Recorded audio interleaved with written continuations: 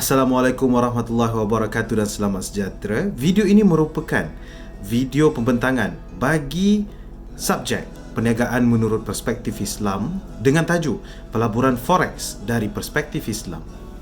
Saya, Amir bin Rahmat, akan mewakili kumpulan The Jantans bagi pembentangan ini.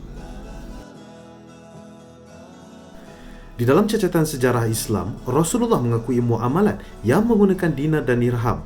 Ini menunjukkan bahawa Islam menerapkan penggunaan standard mata wang yang mana Rasulullah juga telah mengakui standard timbangan yang wujud pada waktu itu hendaklah diukur dengan menimbang berat dinar dan dirham. Sebuah hadis dari Abu Daud An-Nasai, takaran adalah takaran penduduk Madinah dan timbangan adalah timbangan penduduk Makkah. Pembuktian penggunaan mata wang ini di dalam Islam diteruskan oleh Khalifah Abdul Malik iaitu pada tahun 75 Hijrah dengan pencetakan dirham khusus yang bercorak Islam. Terdapat sebuah pasaran perdagangan yang berteraskan pertukaran mata wang sesuatu negara dengan mata wang negara yang lain yang dikenali sebagai foreign exchange atau nama singkatannya forex. Dengan wujudnya teknologi internet yang membantu pedagang-pedagang forex dalam mendapatkan sebut harga terkini pelbagai pasangan mata wang dengan hanya menggunakan peranti pintar mereka. Terdapat beberapa penyataan masalah yang menjadi pasak kepada tajuk kajian kami ini. Seperti yang pertama, perdagangan forex ini terkenal dengan mewar-warkan keuntungan yang berlipat kali ganda yang menyebabkan masyarakat tertarik untuk menurut serta. Yang kedua, terdapat beberapa aspek utama di dalam aktiviti ini seperti risiko dan aturan syariat yang kekaburan. Objektif pelaksanaan kajian ini adalah bagi memberikan kefahaman kepada masyarakat tentang forex yang mana ia bertentangan dengan undang-undang Malaysia dan juga syariat Islam. Melalui hasil soal selidik kami ini mendapati bahawa walaupun masyarakat tidak tahu akan hukum di dalam Islam mengenai perdagangan forex, namun masyarakat sedar tentang perdagangan forex ini bukanlah alternatif yang terbaik untuk berdagang, yang mana 60.4% daripada 96 responden telah memberikan jawapan tidak. Jawapan yang jitu telah kami dapati melalui soal selidik ini, yang mana responden diberikan pilihan untuk merancang penggunaan lebihan pendapatan dan hanya 1.6% daripada 96 responden yang memberikan jawapan berdagang di dalam platform forex. Pasaran forex merupakan sebuah pasaran perdagangan yang besar saiznya. Sudah semestinya terdapat beberapa pemain-pemain penting di dalam pasaran ini. Sebagai contoh, yang pertama, Bank Pusat. Bank Pusat merupakan sebuah institusi yang berdagang di dalam pasaran forex dalam saiz yang paling besar.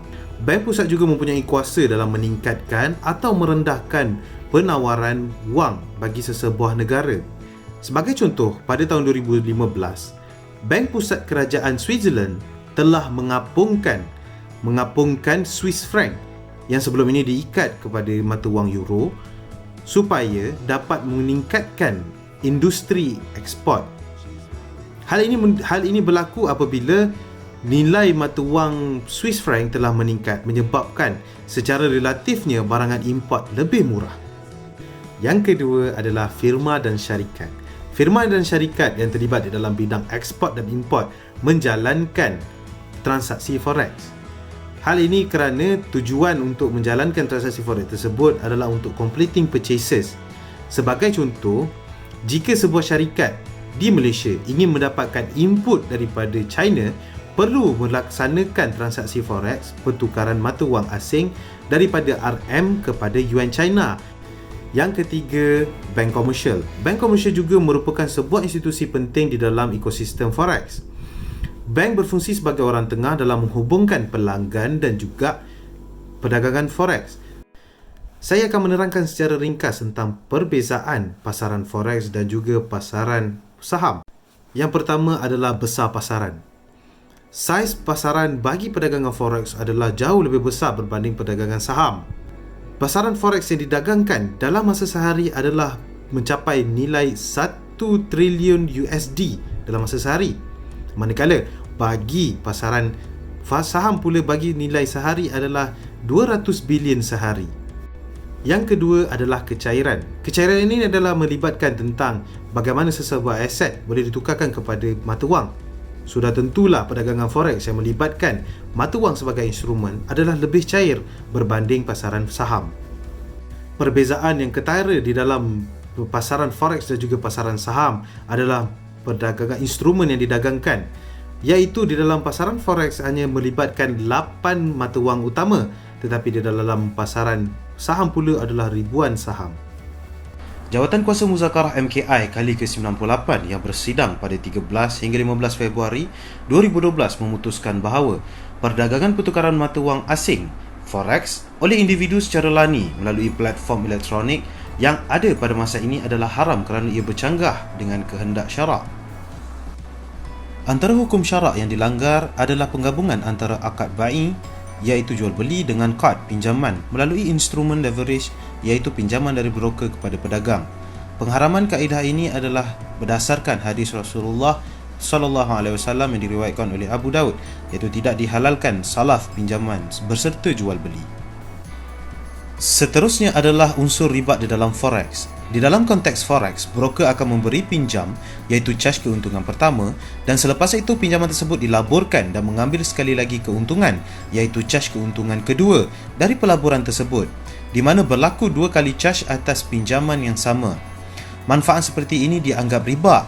Terdapat dalil di dalam hadis Rasulullah SAW, setiap pinjaman kad dengan mengambil manfaat kepada pemberi pinjam adalah riba. Kata-kata ini walaupun dari sudut ilmu hadis sanadnya yang sangat lemah, tetapi ijma' ulama atas hal ini mengamalkan hadis ini.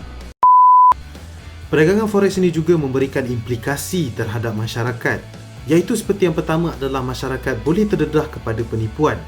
Hal ini boleh ditunjukkan hanya adalah sebagai scammer memperagakan diri sebagai pedagang forex dengan hanya memberikan jaminan kepada anda untuk memberikan wang anda kepada mereka dan mereka memberikan pulangan kepada anda, namun ia hanyalah sebuah penipuan semata-mata.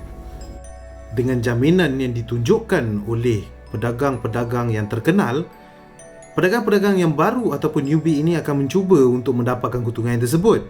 Namun, modal yang mereka ada hanyalah boleh diperoleh daripada hutang. Apabila mereka gagal, mereka berhutang. Apabila mereka gagal, mereka terus berhutang. Perkara ini boleh menyebabkan masyarakat terus dibelenggu oleh hutang. Cadangan sepakat daripada kumpulan kami adalah kami mencadangkan agar dilaksanakan sebuah penerangan secara aktif dan terbuka kepada masyarakat. Pihak kami juga bercadangkan untuk dilaksanakan perkara ini di dalam sesi penerangan bersemuka, interaksi menggunakan media sosial ataupun menggunakan risalah. Boleh juga digunakan platform-platform tertentu seperti khutbah Jumaat, forum perdana dan juga sebarang media siar yang boleh mendapat tumpuan ramai. Pada kumpulan kami terdapat sebuah aspek penting yang perlu mendapatkan perhatian dan penambahbaikan oleh kerajaan, iaitu pewujudan sebuah entiti ataupun institusi yang mengendalikan pasaran forex di Malaysia dan dikawal selia oleh Bank Negara Malaysia dan Security Commission. Pendapatan lumayan, pulangan yang banyak dan juga keuntungan yang berlipat kali ganda merupakan faktor penarik yang digambarkan oleh pedagang-pedagang forex kepada masyarakat. Hal ini menjadikan sebuah cabaran yang besar kepada negara Malaysia untuk memastikan masyarakat tidak terjerumus dengan penipuan-penipuan tersebut. Kami dapat menyimpulkan daripada kajian ini adalah agama Islam tidak melarang penganutnya menjalankan jual beli untuk mendapatkan keuntungan dan mengumpul harta kekayaan, namun ia perlu seiring dengan syariat agama. Sehingga laporan ini disiapkan, hukum perdagangan pertukaran mata wang asing oleh individu secara lani melalui platform elektronik di Malaysia adalah haram. Kerajaan juga menyediakan alternatif platform jual beli seperti segmen pelaburan saham yang patuh syariah yang kini terdapat lebih kurang 200 pilihan dana tersedia dalam pasaran ataupun melakukan aktiviti foreign currency account patuh syariah yang terdapat di bank-bank tempatan. Sekian, terima kasih.